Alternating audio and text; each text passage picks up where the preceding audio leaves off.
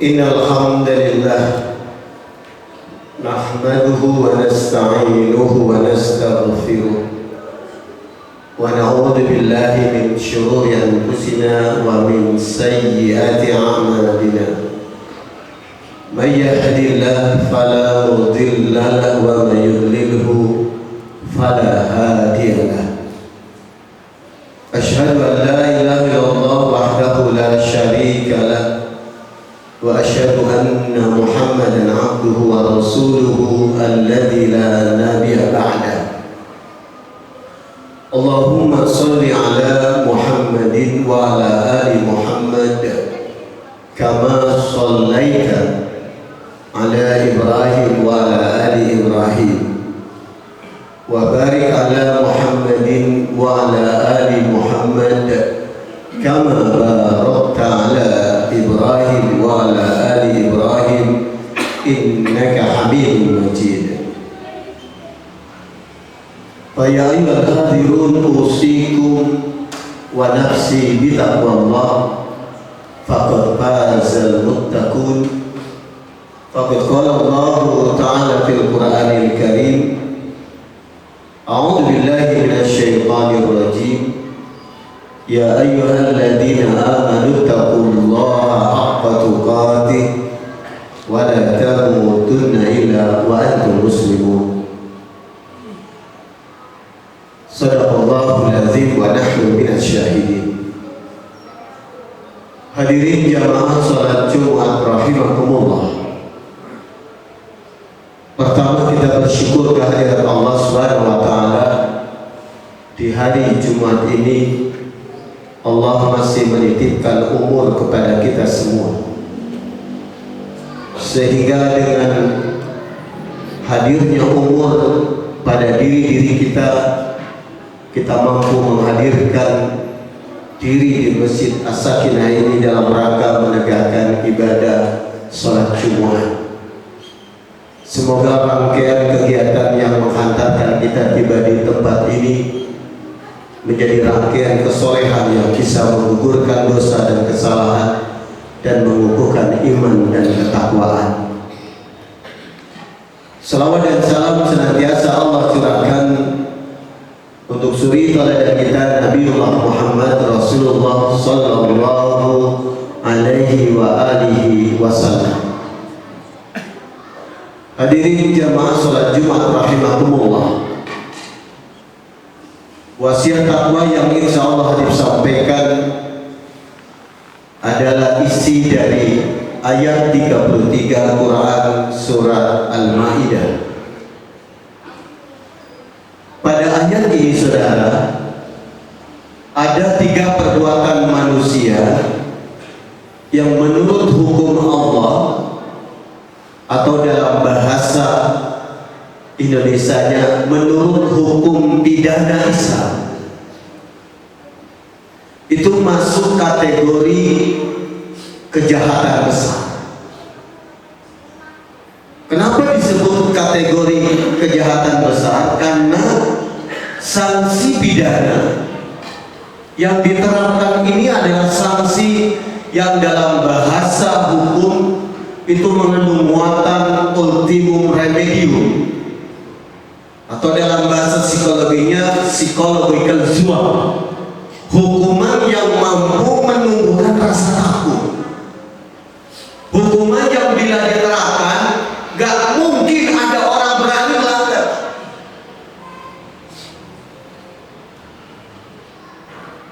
Pertanyaannya, perbuatan apa yang masuk kategori pidana berat ini? Allah Subhanahu wa taala menyebutkan ada 3 Pak. Yang pertama adalah yuharibunallah, memerangi Allah. Yang kedua wa yuharibunar rasul, memerangi Rasul. Dan yang ketiga wa yas'auna fil ardi fasada, menyebar luaskan kerusakan di muka bumi. Dalam tinjauan ilmu hukum, apa yang disebutkan di ayat 33 ini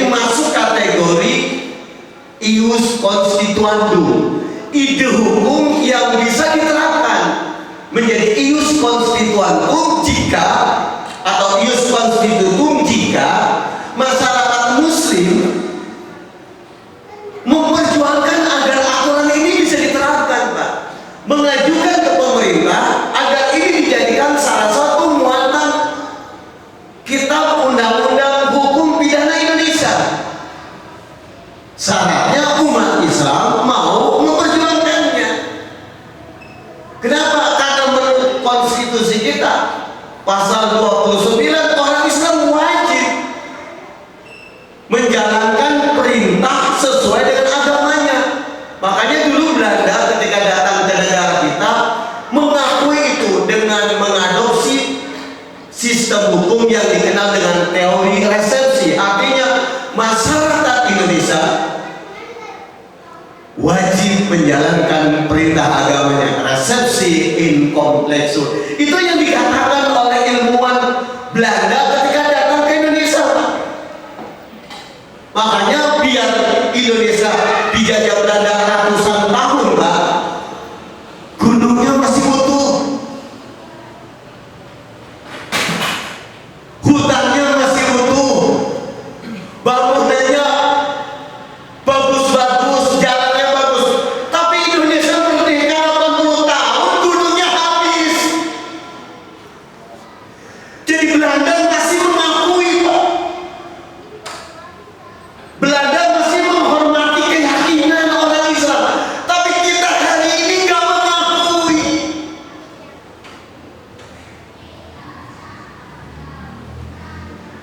Banyak di antara kita ketika menjelaskan syariat Allah, apalagi ngomongin pidana, pidana Islam berbahaya. Kenapa? Bagi orang yang suka melakukan kejahatan, melanggar hak dan kewajiban, menakutkan, Pak. Kenapa? Karena hukumannya kata Allah, pertama, yuqattalu, harus dimatikan, alias dikebumikan. Hukuman pertama itu dimatikan. Yang kedua apa? Yusolabu, disalib. Jadi hukuman salib itu hukuman Allah. Dulu orang Yahudi menganggap Isa alaihi salam itu adalah manusia yang mengajarkan ajaran yang mengganggu kedamaian sosial di era itu. Maka hukum yang diajukan kepada Isa alaihissalam adalah hukuman salib.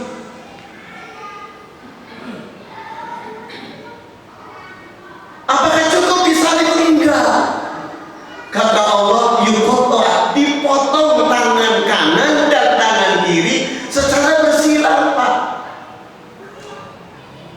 Baru yang terakhir, yunfal, dijauhkan dari kehidupan, atau dalam bahasa sekarang dinusakambangkan. Gak boleh tuh jamaah. Jamaah yang dirahmati Allah, problemnya hari ini adalah orang Islam nggak paham, Pak. Ngaji kita di masjid nggak pernah sampai membahas bab tentang pidana Islam, nggak pernah nyampe, Pak.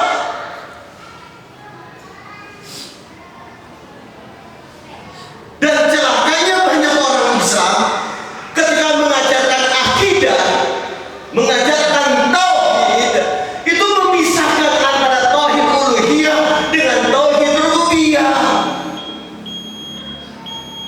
Sehingga pelajaran ini nggak pernah nyampe, apalagi mohon maaf sekali. Kita muslim hari ini, Pak, ngajinya nggak terstruktur. Ngajinya tematis, nggak pernah rangkaian bab ke bab.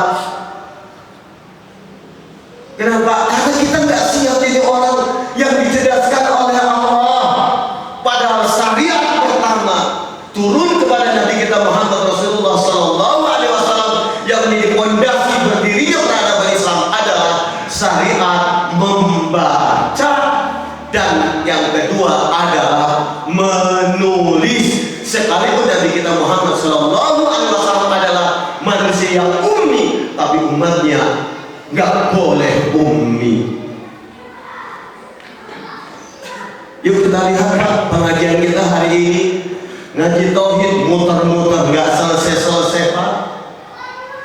Ngaji fikih rujukan kitabnya juga nggak muter-muter nggak selesai-selesai. Coba tetapkan misalkan Masjid As-Sakinah ini 1 tahun ke depan selesaikan 1 kitab.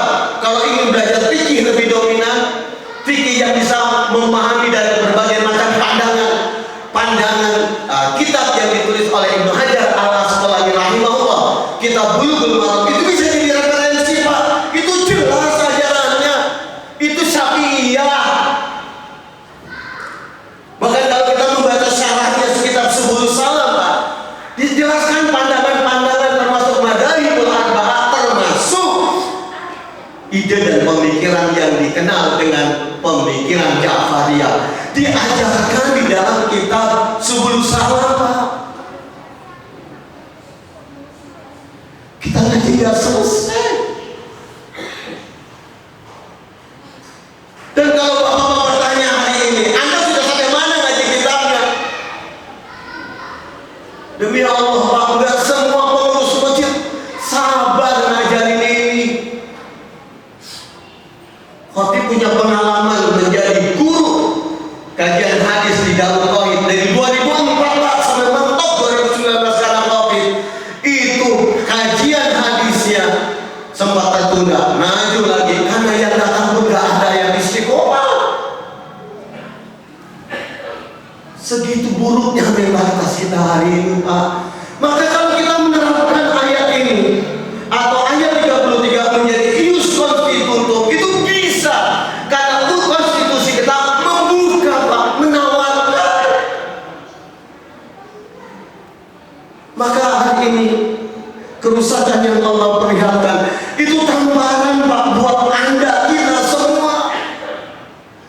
Bahkan bisa jadi kita terlibat di dalam dosa itu. Ya, hari ini menimpa saudara kita yang di Aceh, yang di Sumatera, yang di Sumatera Barat. Coba kalau menimpa Anda, Masya Allah. Kita negeri yang dimerdekakan dengan tauhid Pak. Tapi kita pula yang mensekutukan Allah dalam konsep tauhid, karena tauhid kita terbelah, tidak utuh memahaminya. Maka ketika Allah mengatakan innama jazaa'ul ladzina yuharibuna Allah, ini adalah guidance Pak, ini adalah pedoman, ini tuntunan. Jadi Islam Pak, mohon maaf, bukan sekedar kita selesai sholat. Sholat ada ikatan kita dengan Allah, tapi perbuatan kita di luar sholat akan menjadi barometer apakah Anda termasuk orang yang sholat atau orang yang sahur. Ketika kita tidak peduli dengan kenyataan dan kehidupan, kita termasuk wailun lil musholli. Jemaah yang dirahmati Allah, itu sebabnya Allah mengatakan membuat kerusakan di muka bumi itu sejajar dengan memerangi Allah dan Rasul. Kenapa? Karena kalau kita membuat kerusakan di muka bumi, Anda sedang mengkhianati Allah. Yang dilanggar bukan hak manusia, yang dilanggar adalah kewenangan Allah. Makanya Rasulullah mengatakan, kalau 2 hari lagi mau kiamat, Anda punya pohon, tanam. Ini realita hari ini. Yuk hadirin yang dirahmati Allah, kembali diri dengan Allah, dengan ajaran Allah dan Rasul. Jangan kita sholat tapi kita masih melawan Allah. Karena demi Allah, saya dan Anda semua yang hadir di tempat ini pasti akan mati, pasti akan menemui Allah, pasti akan ditanya keterlibatannya dalam membangun menjaga amanah ini. Semua pasti ditanya, la tus'alunna yawma idzin 'anil na'im. Jangan bilang saya nggak tahu Ustaz. Oh, saya nggak paham. Enggak. Dalam teori hukum positif ada namanya asas fiksi hukum. Begitu undang-undang diterapkan, sudah masuk dalam lembaga negara, 100 hari seluruh rakyat dianggap sudah sudah tahu. Begitu Anda bersyahadat, begitu Anda sholat, maka Anda pun terikat. Anda harus tahu hukum Allah.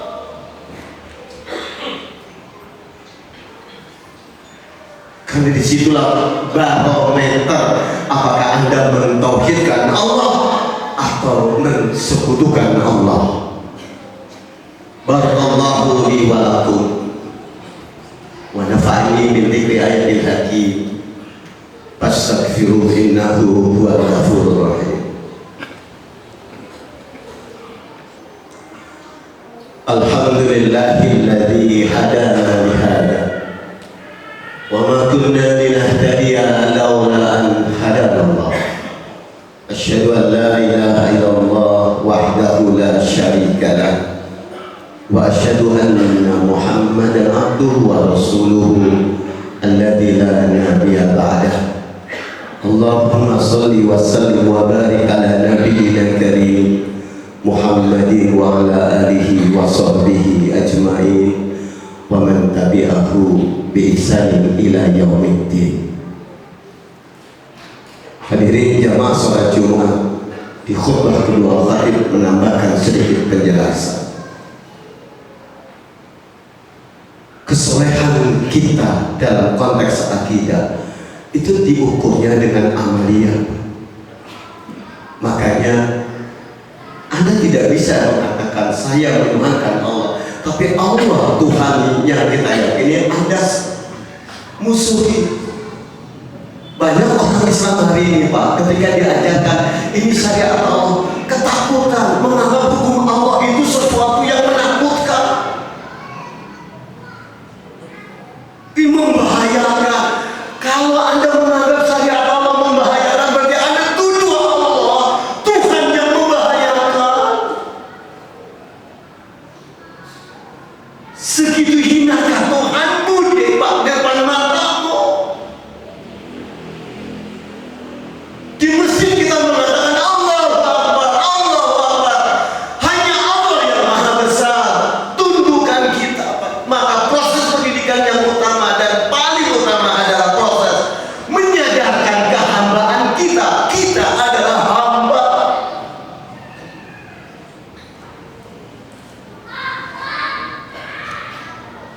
Dari mana mulainya? Dari memahamkan bahwa kita hamba Allah.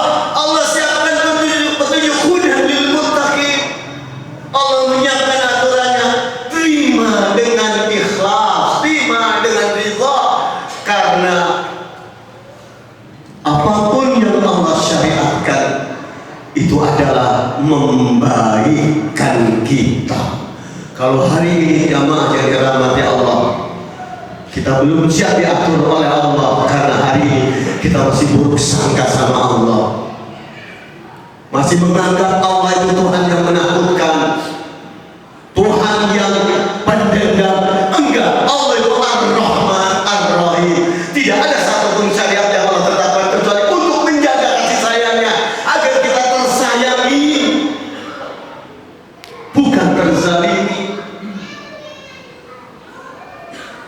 Dan karena itu pula jamaah yang dirahmati Allah, yuk kembalikan diri kita, kembalikan ngaji kita, kembalikan orientasi pikiran kita, sebagaimana yang senantiasa kita katakan, inna sholati wa nusuki wa mahyaya wa mamati lillahi rabbil alamin.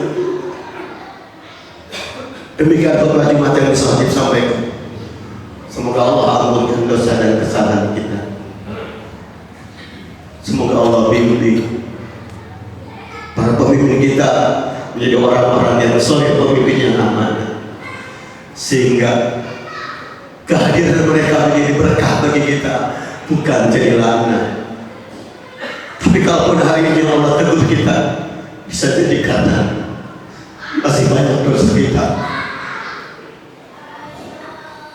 karena kita sendiri mengkhianati Allah. Kita agungkan Allah di tempat masjid, tapi kita rendahkan Allah di jalan. Kita rendahkan Allah dalam peraturan. Semoga Allah ampunkan kita semua. Dan sebagai penutup, hati akhiri dengan munajat wa nafsu kepada Allah Subhanahu wa taala. Allahumma anta rabbuna la ilaha illa anta khalaqtana wa nahnu ibaduk wa nahnu ala ahdika wa wa'dika nastata'na na'udzu bika min syarri ma sana'na nabula bi ni'matika alaina wa nabulu bi dhunubina takfir lana fa innahu la yaghfiru dhunuba illa anta. Allahumma inna nas'aluka bi anna nashhadu annaka anta Allah la ilaha illa anta al-ahadus samad lam yalid wa lam yulad wa lam yakul lahu kufuwan ahad. Allahumma ighfir lana dhunubana wa kaffir anna sayyi'atina wa tawaffana ma'al abrar. Rabbana ighfir lana wa liwalidayna warhamna kama rabbayana shaghira. Rabbana ighfir lana wa li ikhwanina alladhina sabaquna bil iman wa la taj'al fi qulubina ghillan lil ladzina amanu Rabbana innaka ra'ufur rahim. Rabbana hab lana min azwajina wa dhurriyyatina qurrata a'yun waj'alna lil muttaqina imama. Rabbana arina al-haqqa haqqan warzuqna ittiba'ah wa arina al-batila batilan warzuqna ijtinabah. Rabbana la tuzigh qulubana ba'da idh hadaytana wa hab lana min ladunka rahmah innaka antal wahhab. Rabbana atina fid dunya hasanah wa fil akhirati hasanah wa qina adzabannar. Subhana rabbika rabbil izzati amma yasifun wa salamun alal mursalin walhamdulillahi rabbil alamin. Aqimus shalah.